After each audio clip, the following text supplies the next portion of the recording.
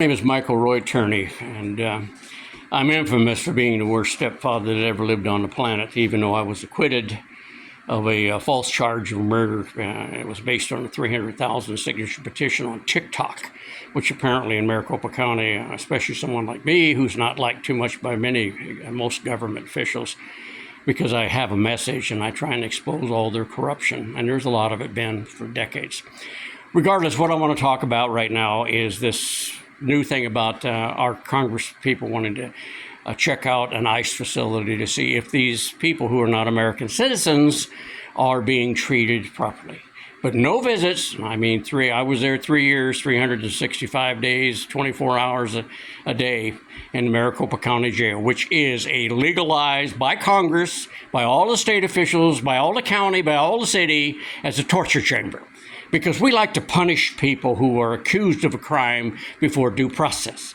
That they don't believe that they're anything as innocent till proven guilty, which is part of our judicial process that we're supposed to maintain for all American citizens, called the Bill of Rights, folks. I know Arizona cringes every time you mention that thing because it is still an anti-constitution, anti-civil. But we do have this problem. All 4 southern states have one. And just the opposite on the north side, those people over there, they vest everybody. They want to see what credentials. They have maintained a list of tens of millions of Americans who are convicted felons that they're not going to allow in their country. But we don't do that here. 1986, Ronald Reagan, 2.34 million people just brought in here and given amnesty and allowed to be American citizens and carry dual citizenship, some of which became more part of our drug lords that took over after Pablo Escobar. But what I want to talk about is the atrocity in Maricopa County, which denies sunshine, outside air, exercise, proper diet, medical care. These are things that we allow in the United States of America, but we won't treat a prisoner of foreign wars that way because we consider it inhumane, anti-Judeo-Christian values. But we're worried about these people that are illegally here more than we are about the citizens who are accused of a crime before they're found guilty. That double standard bigotry has to do right back to this blue, red, con, lib crap that's constant now, 365 days a year, 24 hours of nothing but campaign, taking bribe after bribe that they legalize calling campaign finance money. And that's why these people become millionaires overnight. All you got to do is get elected to office, and suddenly you're a multi-millionaire within a short period of time. Wow. A lot of that has to do with the unfair tariffs that have been going on because these people will take a bribe from anyone, including out of this country. Hell, they'd take a bribe from the devil if he had a checkbook. But it's the conditions, it's the ideology of these two failed, atrocious, corrupt political parties, the Republicans and the Democrats. And though I may be a party of one of those political parties, it doesn't mean that I condone all this bull crap that keep going on. It keeps affecting us every day. Because, folks, what affects us every day, mainstream media, social media, corporate America, and Washington, D.C., they don't have a moral compass, folks. We keep thinking they do, but they don't. None of them do. And they allow torture to go on in Maricopa County Jail, and I didn't see one public official, elected officer appointed, show up at my door when I sat there being tortured. And even though I was, in fact, acquitted because there never was any evidence because it didn't happen. Mine is, in both cases, were political. I was railroaded into federal prison by Susan R. Bolton, appointed by Bill Clinton, who dismissed the charges against Arthur Collier, a known labor racketeer, which I happened to have given to my Congressman Bob Stump, who did write me an apology letter. Surprisingly, the City of Phoenix didn't destroy it. Because you keep forgetting, the City of Phoenix Police Department's history is based on the Miranda decision. You get that?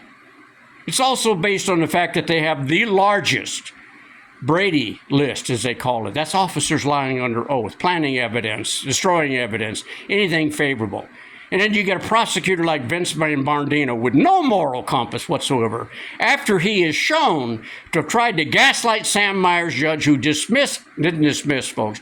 He acquitted. He waited till jeopardy took place, impaneled jury, and refused to send it to an all-female jury who'd been inundated with all this tripe soap opera gossip that ABC, NBC, Fox, and all the rest of these people push so they can get ratings. They don't tell you the truth. They don't even tell you the facts. But what I wanted to express in this is, why do we have such a double standard in bigotry? It's because of campaign finance money. Torture before due process is anti-American 100%.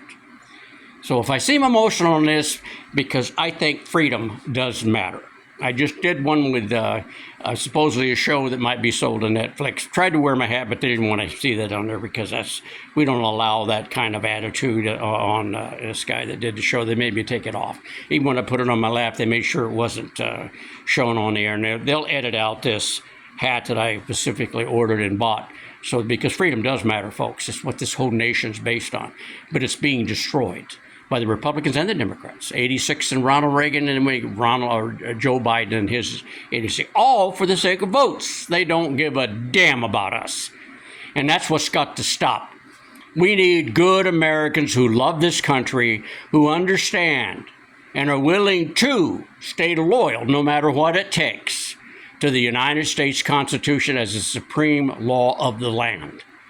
Now me, I'm going to be dead for too long, but it's a disgrace and a shame that I took that oath and still believe it even when I took both uniforms off as a police officer as well as my uniform for the military.